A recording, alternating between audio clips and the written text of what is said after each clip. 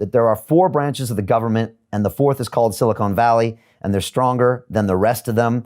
Maybe you can give me a little perspective on the fight we've been battling lately. I mean, until 8 weeks ago, I was the darling of YouTube, and now we're literally one strike away from being deplatformed, all from having calm conversations that don't encourage violence, destruction of property, and yet we're still being censored.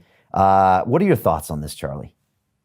Well, look, this is now one of the biggest issues in Western civilization. Look, the founding fathers, they wrote extensively about how they were worried about power, centralized power. That's why I'm a conservative. And now in recent years, we're starting to ask ourselves the question, is there a power that is growing that is potentially bigger than the federal government, that actually might have more centralized capacity to influence public opinion or be able to have positive or negative sort of influences on society? And so you look at Google, for example, and you mentioned YouTube. They have the power to be able to topple a government. 90+% of all search results go through Google.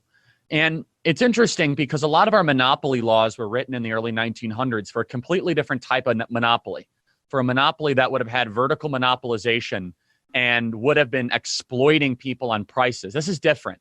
This is something that could potentially be culturally exploitative, that could be linguistically or politically exploitative. And so this is happening much quicker than people realize. And so there's a collision happening right now in the conservative movement. I think it's a healthy one, where there's some people that say we should do nothing. I think that's a mistake. People say that, oh, just let free market principles play itself out. I'm not of the opinion that is going to first of all, I don't believe there's actually a free market in tech right now. I think that's actually not an honest observation of how these tech companies operate. And secondly, I think you need to look more broadly at the power that these tech giants actually hold, whether it be in the political space, their ability to make people, they essentially hold the power to digitally assassinate somebody. And so I want you to understand the power of that. If I told you that someone's existence, the amount of time they spend on the phone. So if someone's watching this right now, go to your screen time on either your iPhone or your Android or your device. If it's more than 5 hours or 6 hours a day, then your identity is mostly through your device. And so if a tech company has the ability just to assassinate you and disappear you, are they not getting rid of an aspect of you? And so there's a lot of questions about what does this look like public policy-wise and philosophically.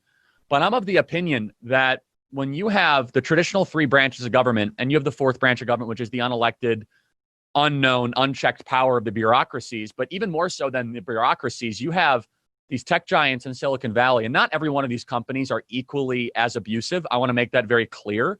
They're all different degrees. Twitter is perplexing at how aggressive they've been in recent days, fact-checking the president using Washington Post literature while completely ignoring the tyrants of the Chinese Communist Party, Google going after individuals such as yourself. Facebook has very questionable decisions they've made on their government oversight board of censorship and this new fact-checking process. But I will say with Facebook, I can get a human being on the phone within an hour at Facebook, and I can give you examples of actually how they have communicated with me and actually admitted that they've done some things not so well. Whether that will continue or not will remain to be seen. But Google and Twitter right now, they are on a very dangerous path to basically say they want to be a leftist company. They want to be a leftist, anti-conservative, anti-free speech company. And that's something that should concern everyone watching this, regardless of your political persuasion or affiliation. But YouTube is going to come under a lot of fire legislatively if they continue on this path. And so I think the best way to go about this is go to the point of regulation that YouTube disagrees with most: platform access.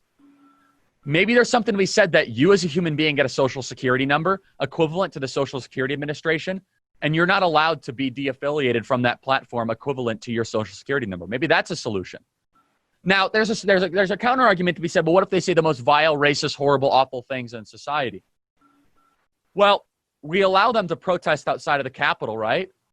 We allow those awful, horrible people to have a platform outside of the Capitol. And we've actually done a good job of saying more speech is the better solution to that. Now, I'm not saying this is a perfect solution, because there is something to be said that vile, awful, horrible people should be given the capacity to be cross-examined. And sometimes in a social media setting, you can't be cross-examined. But I'm not convinced that that's a good reason to shut up the entire half of Western society.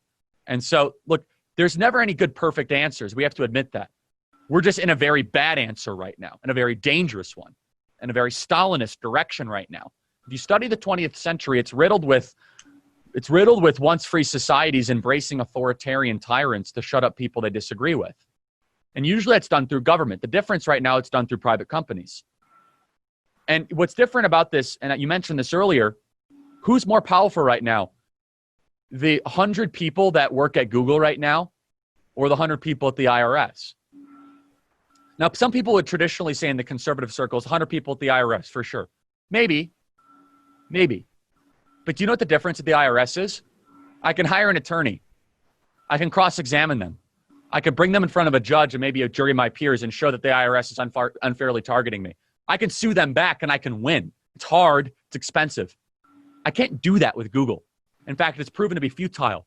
I can't win because they just hide behind the Communications 230 Decency Act, as I mentioned earlier. So I actually think they're more powerful. The IRS can't topple a government. The IRS doesn't even know where I am right now. Google knows exactly where I am. They claim they don't abuse it and look at it. Nonsense, rubbish. That's foolishness. Edward Snowden showed us that people that have the power to abuse it will abuse it. Now, I'm not a huge fan of Edward Snowden for other reasons, but that's a different conversation for a different time. I think there's good and bad that come out of all things. I think Edward Snowden was more of a societal teacher more than anything else, despite I'm not a big believer in leaking private information that is given through NSA. But to close the point, I'll say this. We have to look at where the power is. And we, as people that are skeptical of power, read the Federalist Papers, read Jefferson, read Locke. They hated centralized power. If we hate centralized power, then we shouldn't love a company that's more powerful than our government. Isn't that a logical way to explain it? And just because they're technically an LLC or they're technically a publicly traded company doesn't make them good. And this is a philosophical divergence sometimes in the conservative movement, where all of a sudden we've looked as government automatically bad, private company automatically good. That's generally true. I think that's generally a true rule, but there's exceptions. And I think this is the broad exception, especially when these companies are staffed with the worst elements of American society. Anti-American Marxists that are trained by university professors that want to topple us from within, that have a deconstructionist anti-Western philosophy, that are committed to taking us down at all costs. I'm not willing to do nothing.